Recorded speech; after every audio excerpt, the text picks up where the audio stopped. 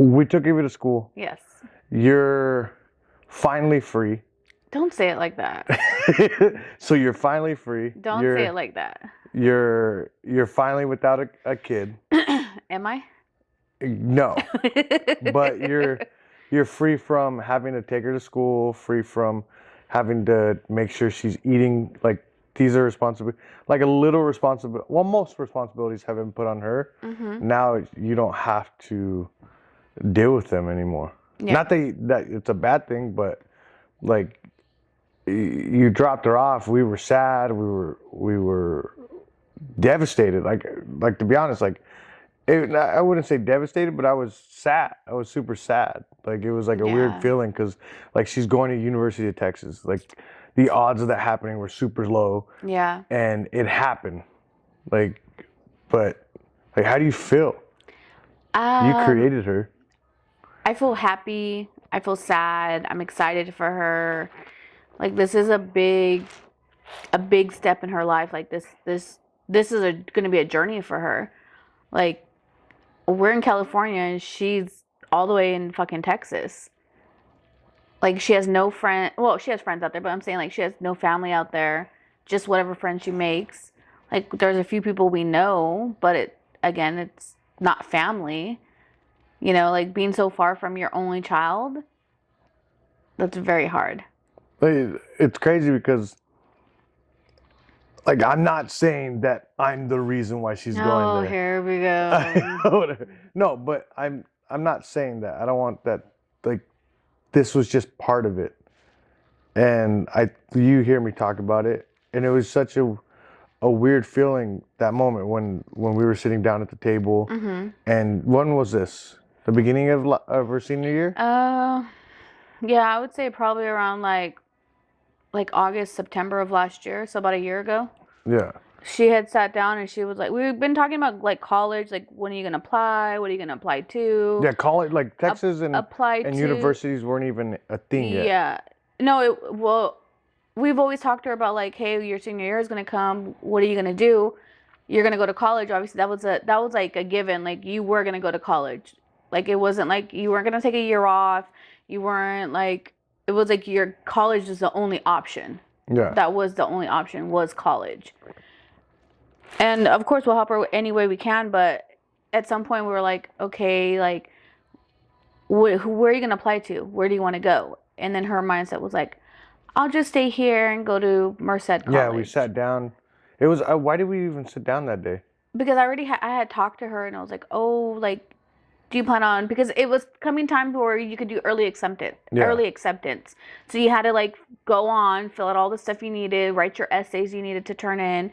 Like, you needed to do that. And she was just like, I don't think I'm going to go. And I was like kind of upset about it, but I was just like, okay, we'll talk about it later.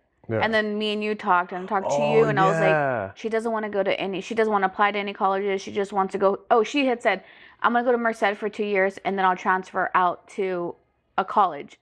I don't even know I don't even think she had a college in mind. She just said, I'll go here for 2 years and then I'll transfer out. And I was like, no, why are you going to put all that work at a 2 year, like, to go for 2 years and then transfer to university or something? Yeah. Like that. No, like, that's not going to happen. That's in my eye. And then I talked to you and you're like, no, that's definitely not going to happen. So we were on the same boat about it. Yeah. But I don't know if she was like discouraged or she just didn't want, like, 'cause the thing is, like, she's literally have gotten straight A's all through from beginning like 4th or 5th grade up until her senior year. She literally probably got like 1B, like I think her sophomore year or her junior year.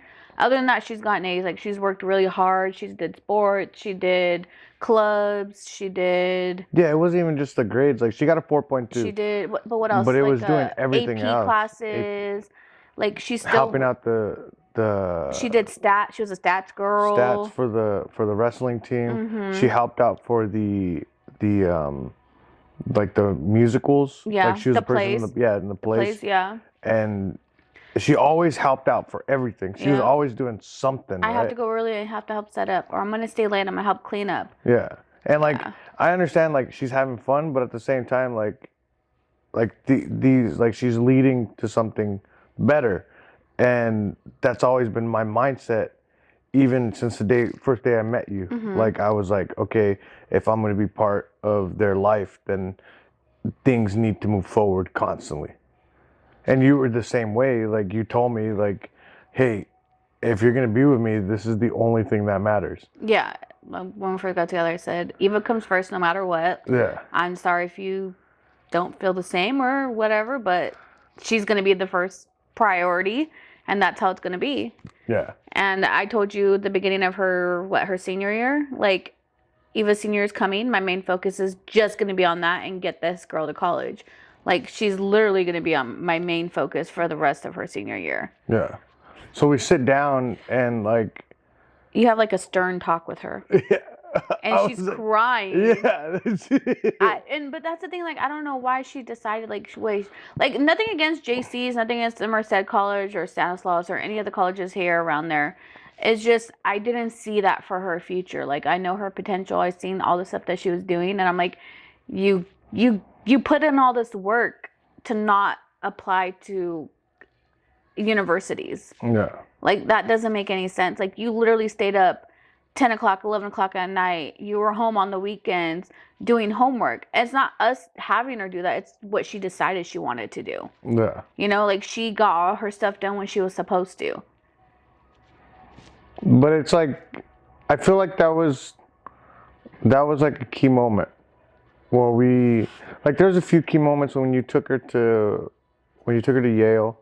Yeah, that was fun. That was like literally right before the pandemic. We went to Yale. Yeah. We went to Connecticut, and she stayed there for a week, like in the dorms and everything like that. But there's all these, like, because I'm never gonna be like a dad, as in like with the biological kid.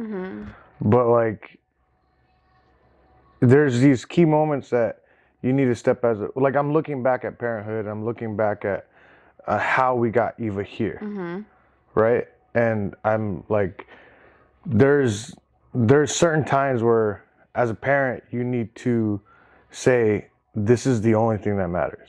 Yeah. And it seems so easy. But when you really look at it, it's like, make more money, full-time job, or does the kid come first?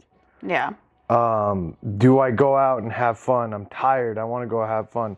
Or does the kid come first? Yeah. Or sacrificing, like, relationships, jobs, like all these things to get to your kid, to show support for your kid.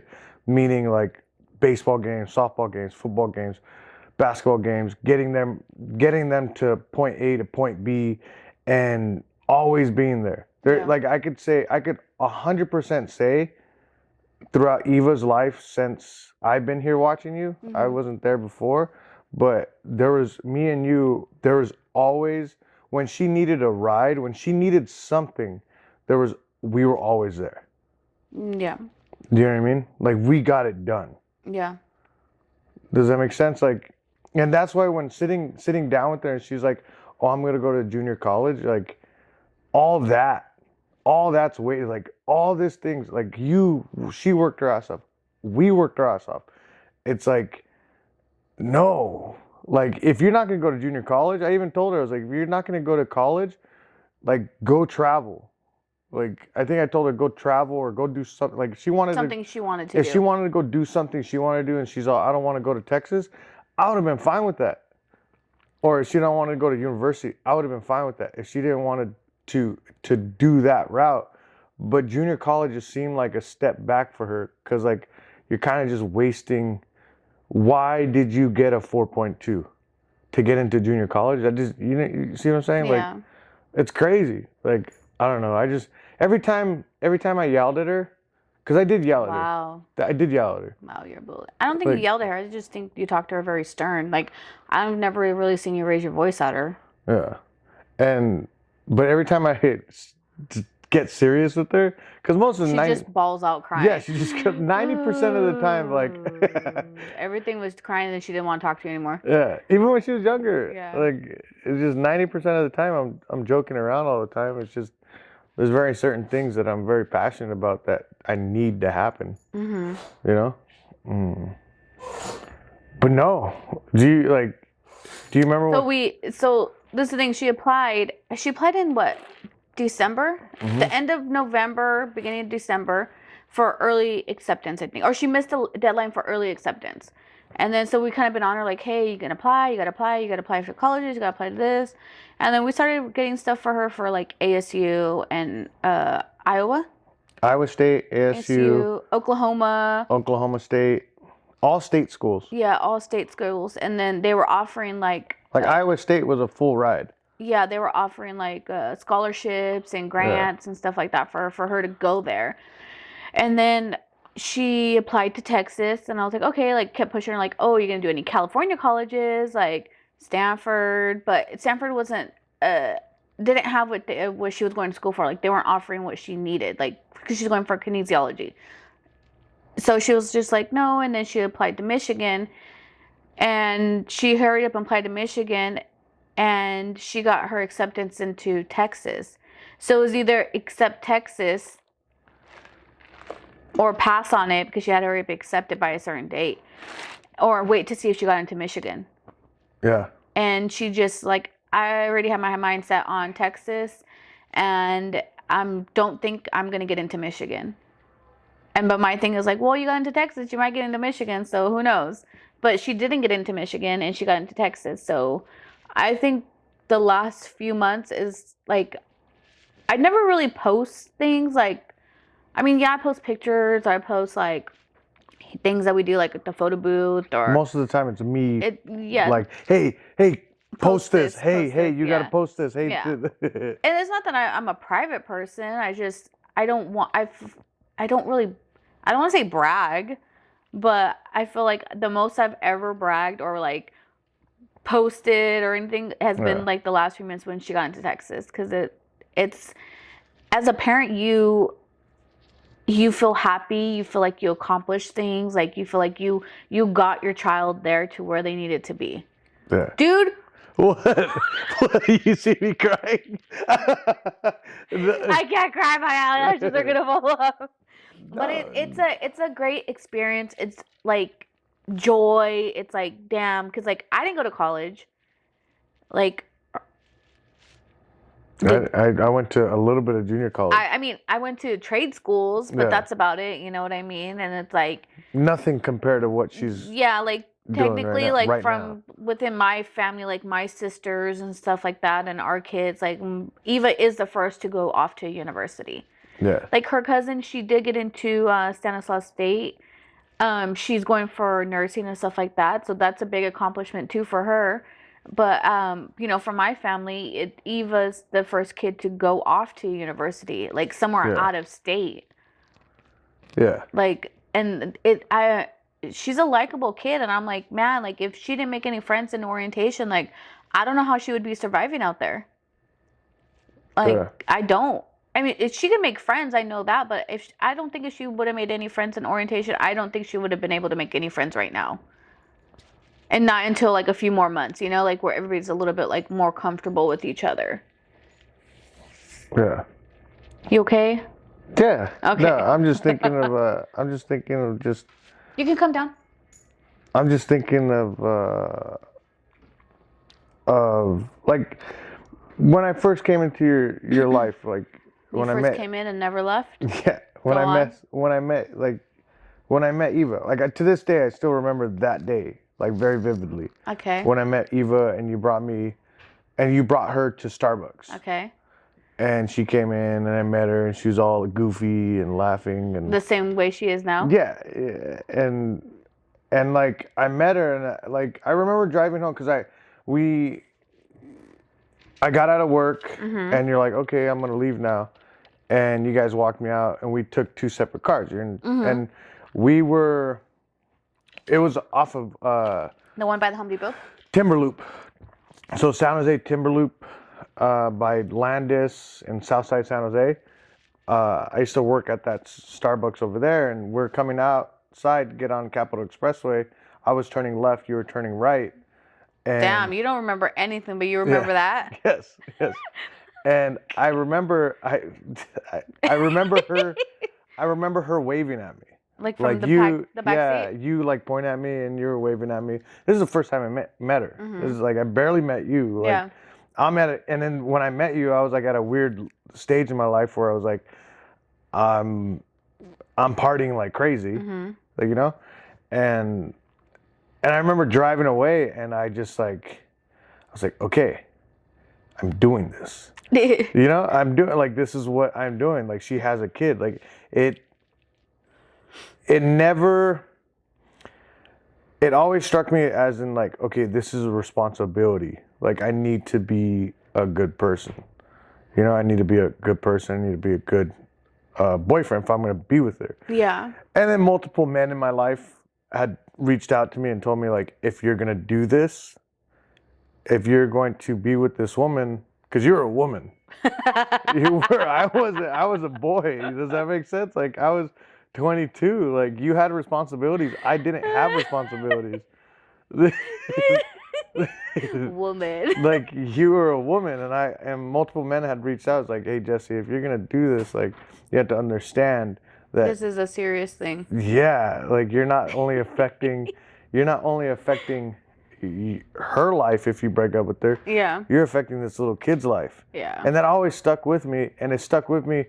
And then looking at other stepfathers and fathers, and if like when I see a bad father, like I can't. You don't have respect. It's not. Well, I don't have respect, but I can't trust you. I can't trust you.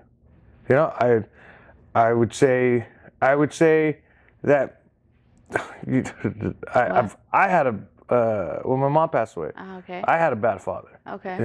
So I come from that background, and then so I think the men in my life talking to me, and then me growing up with that, and I was like, okay, I need to be there. I need to be there, and it was like, so from the moment I met you till now, like has always been leading up to this. I didn't know in the beginning, I didn't know what it was. I didn't know it was as big as this. Like, I didn't know like your daughter would be getting into Texas. I know. Like University of Texas. But I knew that we were. You know what? But for the longest time, she was always saying, Miami. I'm going to be a Florida Gator. Yeah, Florida. I'm going to be a Florida Gator. I'm going to go to Florida. I'm going to play softball. I'm going to be a Gator. And for the longest time, that's where she wanted to go. Yeah. But she didn't apply there. Yeah. But then she applied, but ever since she was small, remember like college days, they would have the kids wear like shirts and stuff. Yeah. She'd always wear her Florida Gator shirt. And then now she's a Longhorn. And so, I mean, I think the mindset for like college was kind of there. And then it just, I don't know, maybe she didn't want to leave. Maybe that's why she didn't want to go out like to university or apply. I think I get so emotional about it. Like every time we bring it up, it's because like I just like I don't know, like I knew something was coming that was good. I'm always working for it. Like, because I knew I wasn't in. When you drive for FedEx, like there's nothing. I'm not putting anything shameful on it. You shouldn't be ashamed working there, but at the same time, it's not like you're college educated. It's not like you have this good job that's paying $100,000 a year. Like driving there, I knew I was like, yeah, I'm a FedEx driver, but when you go, we've always been that young couple. The young parents? When we would go around Eva's friends. I'm a woman, you're young, so. When we'd go around Eva's, especially that first party. Yeah. That first party you invited me to. We went to, and you didn't know. Bowling? Yeah. Yeah. And I would see all these other men, and you could tell they were definitely in their 30s, like late 30s, and we were late like 30s, you 40, were early 40s. They were in their 40s. But no, they were. That's what I'm saying. Like late 30s. Some of them were probably in their 40s. Yeah, they're late 30s. You were in your early 20s. I was in my mid 20s. Like we looked young. Yeah. Like, and I'm not saying like I look so young or I'm like the youngest person ever. But when I tell people I have a kid, they look at me weird and they're like, How old are you? Dude, we went to the orientation and everybody's in their late 40s. Yeah, all the parents are a little we were older. like, I'm like, what the fuck? Like, I mean, I'm in my late 30s. You're in yeah. your early 30s, mid 30s. But like, when I tell people, oh, I have a child in college now, and then they give me the weird look like, how old are you? And I look at them like, I didn't have her when I was 12. Yeah. You know, and I'm like, I'll tell them my age. Like, oh, I'm 38. And I'll like, she's 18. And then they're like, oh, you look really young. And I was like, oh, thanks. I appreciate that. You know, like, but when I say that, they're like, how old are you? But when you went to these, like when we went to that first party, Yeah. this is how crazy I am. Like I'm super internal, right? We talked about it. Like I'm super internal. You forever talk about this party. Well, I'm gonna tell you why. Okay, go on. So like I'm super internal. I'm always thinking, instead of like being in the present, instead of being present time, and like absorbing everything that's happening, instead of doing that and being normal, I'm always like thinking like inside. I'm always like, Jesse, what's Jesse doing wrong? Or thinking in my head, just looking and observing and looking at those people that we were around. Like we get to that party. I'm 22. I'm not educated. I don't have a good job because I wasn't working at FedEx. You weren't working at FedEx? Yeah. You were working at Starbucks? Yeah. And maybe they weren't judging me, but at the same time, I could feel let's just say they were upper class. They weren't lower class. I mean, they weren't upper class people. Yeah, but like they weren't what we come from. Okay. Does that make sense? Like we grew up, when we talk about what we grew up Okay, anyways, just get to your story. But so I'm looking around and I'm like, man, like these people have it together. Like, am I ever gonna have it together? Like, I'm 22. I don't think I could get to that. Right? Like, so I'm always like thinking inside, like, what? Like, you don't think like that, huh? I have no idea what the fuck you're talking about right now. You're not even telling me what you're saying. So I'm saying, like, when I went to that party, like, I'm thinking about the people,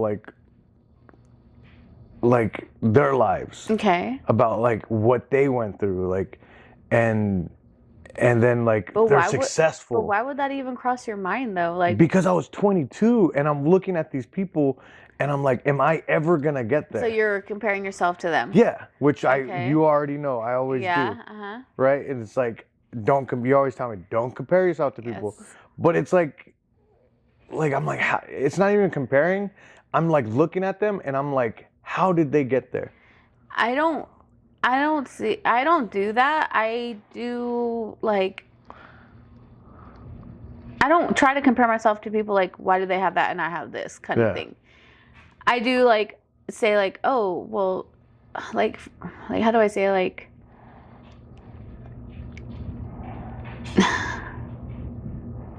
I don't think like that. Like I don't try to compare myself to people and be like. But it's not even just comparing myself. I'm like looking at them and like I have all this responsibility. It's generational wealth.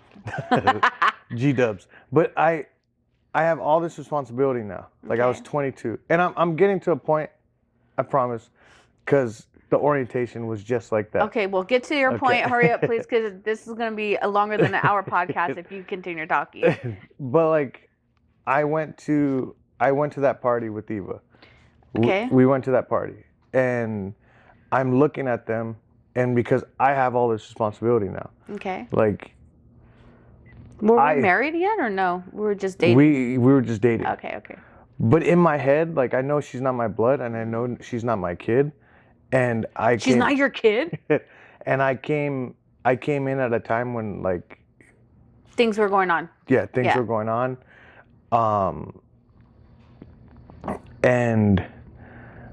But I always felt like I wanted to do this. I wanted to be a part of her life. Okay. I wanted to make it better. Okay. I wanted to. Like, I've always had that feeling. Not that you wanted to make it better, but you wanted better things for her. Yes, and I never... Because it wasn't a bad situation. I never want, like, there's some people that tell me, like, man, I want a kid, I want a family, I want this. I never wanted that. I'm chaos. I'm chaotic. Like I'm always just bah, bah, bah, bah, bah, bah, like Yeah. going 150 miles per hour, doing a bunch of stuff. Like Eva's the only thing in my life where I knew like I wanted to do this and nothing could steer me away. Okay. Whatever that ADHD, whatever's going on in my head, where I'm always like constantly doing other shit. Eva's the only thing in my life where I was just solely focused on, and this was only the only thing. And then so I always, when I saw these people, I was like, how do I get that? Okay. How can I bring this to you guys? Okay. And it's all these little, there's little things like that. Like growing up with you guys, because I did. Like I went from a boy to whatever I am now. And he was of age when we started dating, guys. but like and so flash forward, right? Flash forward to orientation. To orientation, Okay. when we go look at the Go University and of Texas. Yeah. We go see the school, and I'm looking around, and I'm looking at all these parents, right? That some of them educated, some of them college. Them went to that school. Some of them went to Texas. Dude, did you hear? You weren't there. Let me tell you something real fast. Yeah. Oh, we were in the co-op and we're checking out, and there was a dad that was checking out, and he was like, "This is, out of my family, my daughter's the 11th person to come to University of Texas." Yeah. He was like, "I came, my siblings came, my dad came, my grandpa came, my son." I'm just saying son. I don't know if it was his son, but he's like, "My daughter's the 11th person from my family to come to the University of Texas." Yeah. I was like, "Oh my Lord." And that looked like generational wealth right there, though. But like looking at all that and looking at like I'm still the same. Okay. What I realized was like we did it our own way, and we yeah, but and that's the thing too. Like I've always told you, there's no right way of doing something or wrong way. It's just your way of doing it. Like you don't have to do society's way. Yeah. You know, like there is no correct way of doing anything. Unless you're cooking, maybe. You're talking about life. Life, yeah. There's no correct way, but our life was like, it was very unsure. Like where we wanted to get to, and we still want to get to, we have to find these. They're not blood relatives. They're not blood. They're not family. They're people we find out in the world that have gone through similar what we have, and trying to build something, trying to get their kids to a better life when they didn't have a good life, or trying to start a business from scratch and didn't have generational wealth or mentors from the beginning, like their parents started businesses. Like we had to find people that weren't family, and that's the difference between some people where like people were like, man, I didn't have it easy. Like I could sit down and blame the world, and none of this would have got done. You know what I mean? Yeah. You could have sat down and blamed the world, and none of this could have got done. But because there's something in you where you're curious and you found people to help you. We found our own way. We found our own way of doing things, and it was just a key moment in my life, like going to that party with you to dropping her off at college. Dude, it was just because like a lot of stuff that how I grew up and things like that. I'm not gonna get into it, but her getting into a university, I always tell you, like, this doesn't feel real. This doesn't feel like reality. I always say, we live in a simulation. Yeah. Like, this is real. It's not a simulation. Because you don't expect that. You know what I mean? Like, you don't expect your daughter to get into a new university. Like, Yeah. I expected her to go to college, but I didn't think it was going to be Texas. Yeah. You know? Like, if she didn't get into Texas, she said she would have went to ASU. Yeah. Because that was an offer that they had given her.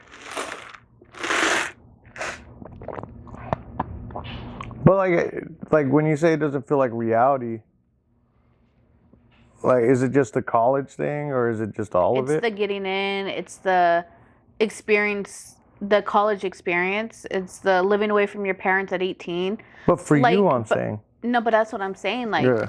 and she's like, "What were you doing at my age?" And I was like, "Kid, I think I was still in high school. I was probably Yeah. pregnant. Like, I don't know, like that's what I was doing at 18. Yeah. Like, definitely not thinking about college."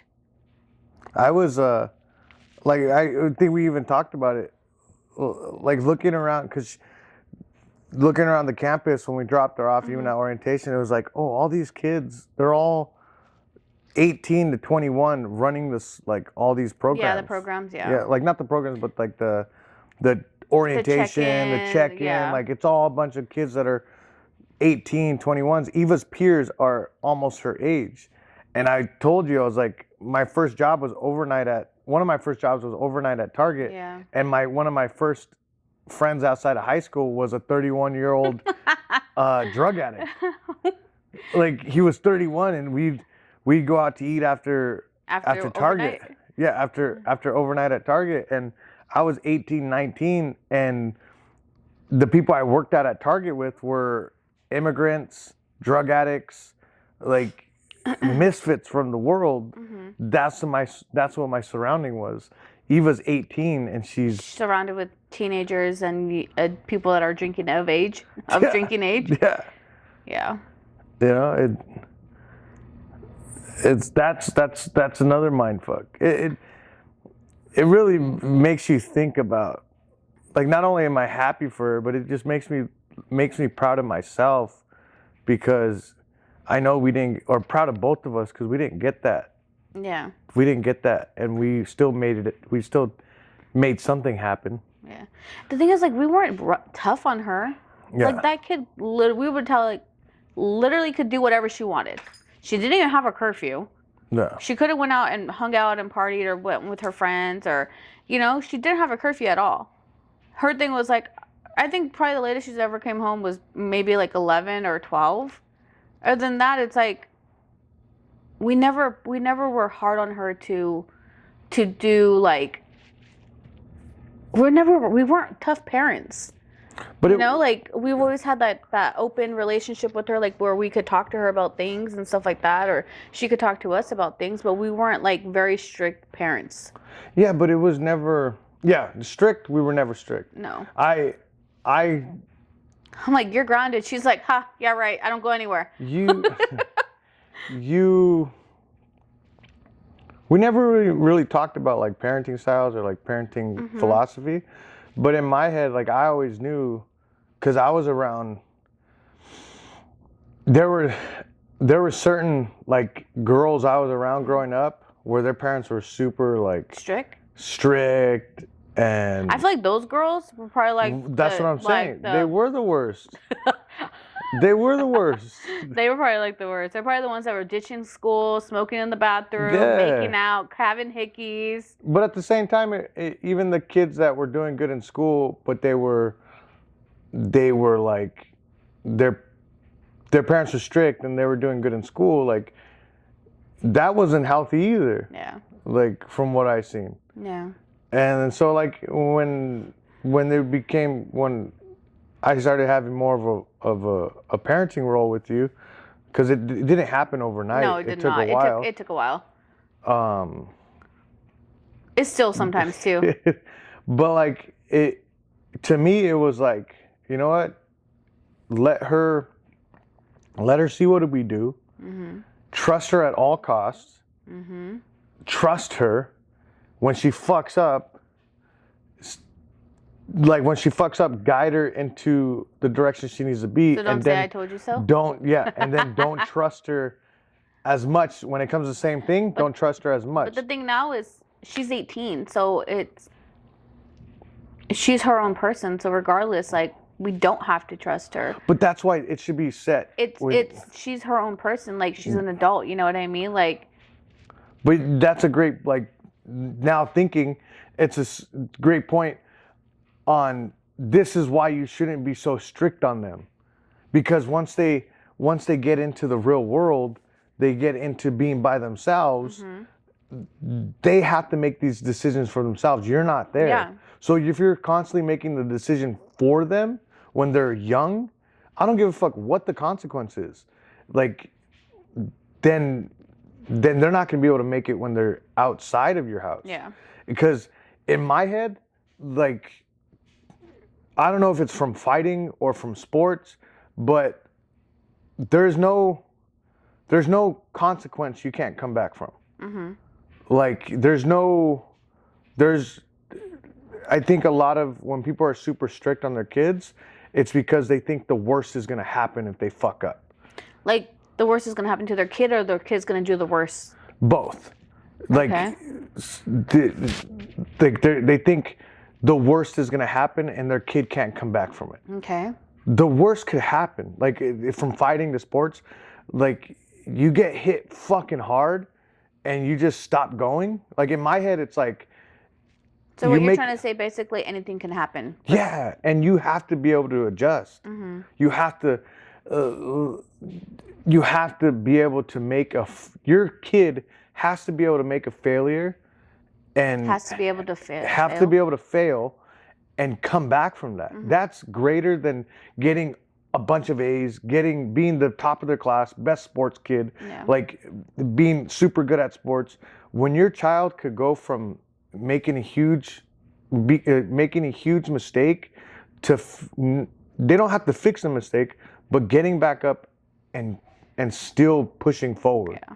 Like that to me is like is greater than anything, because that's life. Like, you've helped me out so much, because like there's so many times I make a mistake and like you're like, just forget it, keep going, like or like, because I dwell on it too much. Yeah, you do. It would take over your life. Like, it would. You'd be laying on the couch, probably crying. No, but like you're saying, like top of their class, but like when we found out Eva was what, top 8%, 6%, top what? She was top 8% of her class. Top 6% of her class. Eva was top 6% in her class. Like, we knew she was doing good, but to hear that, I was like, wow, like that was great, you know, like. Yeah. Out of what? How many kids? 400? 600 something. Seniors? I don't know. No, 600 it was something. like 450 seniors or something. But she was top 6%. And then when we looked to see like how many out-of-state students get into Texas, it was what, like 8% or something like that. Yeah. It was like a very close number to where she was at, of students from out of state get into Texas. And it was like, whoa, that was great hearing that too, because it's like we did something great. We did something amazing. Yeah. Yeah. So this is her first week. It's been a week since we dropped her off. Yeah. This is her first week of being at school by herself. And I don't want to get into what she's doing. I'm not going to That's say her- that. I'm yeah. not saying that. But I'm just saying this is her first week. Yeah. She did go to a football game, though. We could say that. Yeah. Not the other stuff. But, you know, she's out there living her best life. And we like. And we talk all the time, every day. Yeah. We. I feel bad though, hold on, because like I'm in these mom groups on Facebook, and these parents are writing about their kids on there, like, Yeah. my kids don't even call me, they don't text me, they only ask for money, like I have to say, send me a proof of life, like a picture. Someone. And me and her talking for an hour, FaceTiming the other day, or like, you know, we'll text here and there, or like, you know, like we talk. It's not like we haven't talked since she's been there. Yeah. So I'm very thankful for that. Like, what did you say? What did you tell me? Someone at work. The way you treat your kids. The way you treat your kid at home. Yeah. And once they leave is the way they're gonna treat you. The way you treat your kid at home is the way they're gonna treat you when they leave. Like for college or leave. Yeah. Or leave. Yeah. You know. And I'm surprised. Never mind. I'm not gonna say anything. What? So she. What? She communicates with me, and I'm surprised. I'm happy. You know, that was my worst fear. Even if it's her just picking on you. That was my worst fear. Like, I'm gonna start tearing up. Dude. No, that was like my worst fear. Is like her leaving. It's like, oh, that's my stepdad. Delete block. Yeah, you know, like, But like, a lot of people was like, they had told me, it was like, aren't you scared? Because like, what happened? This is what happens. Every conversation I have with people that either didn't do anything with their degree or they always have an opinion, right? So, and these are multiple people that I've, and it's not like I'm walking around saying, "Hey, my daughter got into Texas." The conversation, I'm telling the everybody. conversation got brought up, and I go, "Oh yeah, my daughter got into Texas. She's going to school," and all of a sudden, you could just tell when people have regrets. Like I see where they're coming from, but it's like, "Oh, you don't understand." Like you don't understand my way of thinking or my daughter's way of thinking. They're like, oh yeah, I didn't even use my degree. Like, or school was a waste of time. School's a scam. Like, did you try? Yeah, but like, I'm not trying to be mean, but I'm like, my child is not you. Like, yeah, like they put expectations on a piece of paper because that's what they're doing. Like if they have these expectations of a paper giving them a better life. Like that's not why I'm sending Eva to University of Texas. Like I'm not expecting a piece of paper to give Eva a better life. What I'm doing is saying you worked your ass off. So here's your opportunity to do something great. If you want to do something great, you can. If this paper doesn't give you what you always wanted, there's stuff outside of school. For all we know, she might even just change her major. Her major she might not even want to do that. She might want to do something else and might not want to go to school anymore. Something. Yeah, might not want to go to school anymore. This could be 1 year and done. Yeah. But it's not. I'm not putting an expectation on what she's going to do after school. Yeah. To me, this is a product of if you work your ass off, you get opportunities. It's basically that. Like it goes for everything. Yeah. I hope she understands this, and that's what I hope. Hopefully, she gets is if she continues to work her ass off, she's not going to be successful. That's not going to be the weight of her success. It's just if she continues to work her ass off, she's going to get opportunities and she's going to get life experience. And that's greater than anything. Like it just like. I see her going far though. Yeah, and I don't care. I don't care if you care. No, but I don't care if she goes like. I see her going far, like just in general with life and her career, even if it's not what she's going for. You know what I mean? Like, I just see her succeeding. Yeah. Yeah, and dude, this has me like, honestly, like this whole experience of like taking her orientation, taking her to school, her doing her like this whole experience, it's turned my life upside down. Did a whole 180? 180. Not only did that little girl inspire me, but it made me think like, it made me like really like think about like life and like think about where I started and think about everybody else, you know? And it caused me, like we've been talking, it caused me to stop being so, I haven't stopped. It made me think about how I am and how I'm always thinking about what I need to do better.